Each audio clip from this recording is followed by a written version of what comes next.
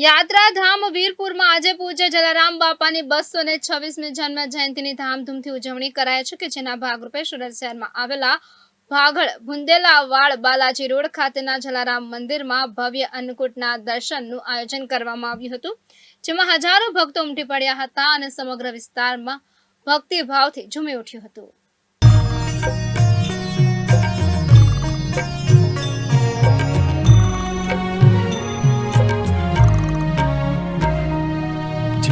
जलाराम जय जय जलाराम जय जलाराम जय जय जलाराम जय जलाराम जय जय जलाराम जय जलाराम जय जय जलाराम जय जलाराम जय जय जलाराम जय जलाराम जय जय जलाराम जय जलाराम जय जय जलाराम जय जलाराम जय जय जलाराम जय जलाराम जय जय जलाराम जय जलाराम जय जय जलाराम।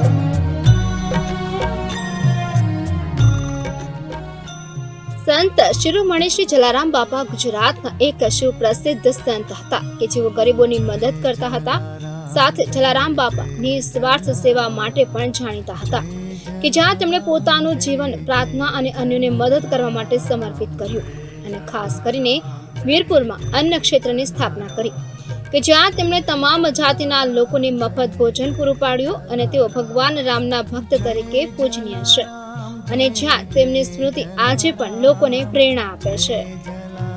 આજે કાર્તક સુદ સાતમ અને 226મી જલારામ જયંતિ છે।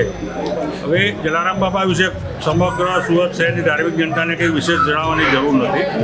સમગ્ર વિશ્વમાં એક જ મંદિર એવું છે કે જે એક પણ રૂપિયો લીધા વગર સદાવ્રત અને બાકીની અન્ય સેવાઓ જે સમાજને જરૂરી છે બધી જ સેવાઓ પૂરી પાડે છે।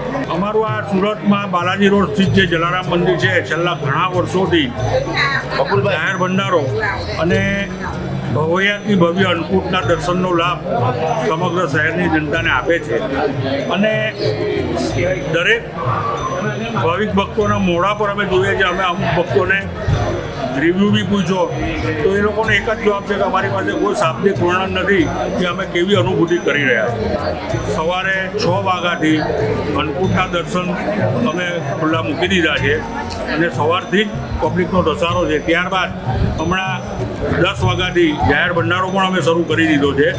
પ્રસાદીનો લાભ પણ અત્યારથી જ લોકોનો ધસારો છે અને પ્રસાદીનો લાભ પણ બધા લે છે।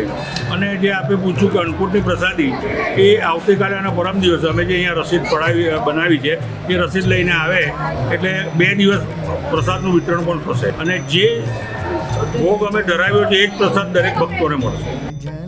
આધ્યાત્મિક જીવનની જો વાત કરવામાં આવે તો તેમણે નાની ઉંમર આધ્યાત્મિક માર્ગ પસંદ કર્યો અને ભગવાનની સેવા અને જરૂરિયાતમંદોને મદદ કરવા માટે પોતાનું જીવન સમર્પિત કર્યું કે જ્યાં અન્ન ક્ષેત્ર તેમણે વીરપુરમાં એક રસોડું સ્થાપ્યું કે જે જાતિ કે ધર્મના ભેદભાવ વિના દરેકને મફત ભોજન પૂરું પાડતું રહ્યું છે અને આજે પણ આ પરંપરા અવિરતપણે ચાલુ છે।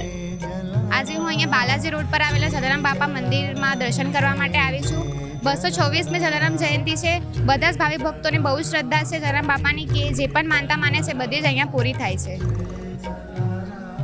હું તો એવરી યર આવું છું અને બહુ માનીએ છીએ અમે લોકો જલારામ બાપાને એટલા માટે।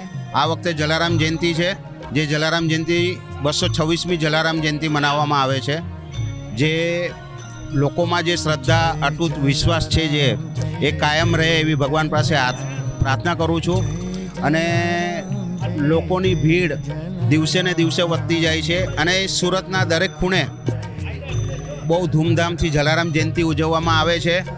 તો સર્વ ભાવિક ભક્તોને નમ્ર વિનંતી કે દર્શનનો અને પ્રસાદનો લાભ લેવા વિનંતી।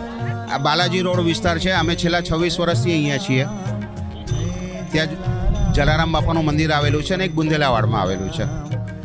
પરમ પૂજ્ય સંત શિરોમણી શ્રી જલારામ બાપાના અનુયાયીઓ માને છે કે બાળકોની બીમારીનો ઉપચાર અને ગરીબોનું સશક્તિકરણ જેવી ઘણી ચમત્કારિક ઘટનાઓ તેમના આશીર્વાદના કારણે બની હતી।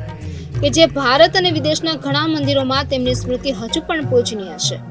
જલારામ જયંતિ નિમિત્તે દર વર્ષની જેમ આ વર્ષે પણ સુરત શહેરના ભાગળ હુંદેલાવાડ બાલાજી રોડ ખાતે આવેલા જલારામ મંદિરમાં ભવ્ય અન્નકૂટ દર્શનનું આયોજન કરવામાં આવ્યું હતું કે જ્યાં દર વર્ષે લાખોની સંખ્યામાં ભક્તો અહીં દર્શન માટે આવે છે અને આ પ્રસંગે ભવ્ય જાહેર ભંડારાનું આયોજન પણ કરવામાં આવ્યું હતું. કેમેરામેન તોશિફ શેખ સાથે નઝાર શેખ, ગુજરાત ન્યૂઝ, સુરત. જલારામ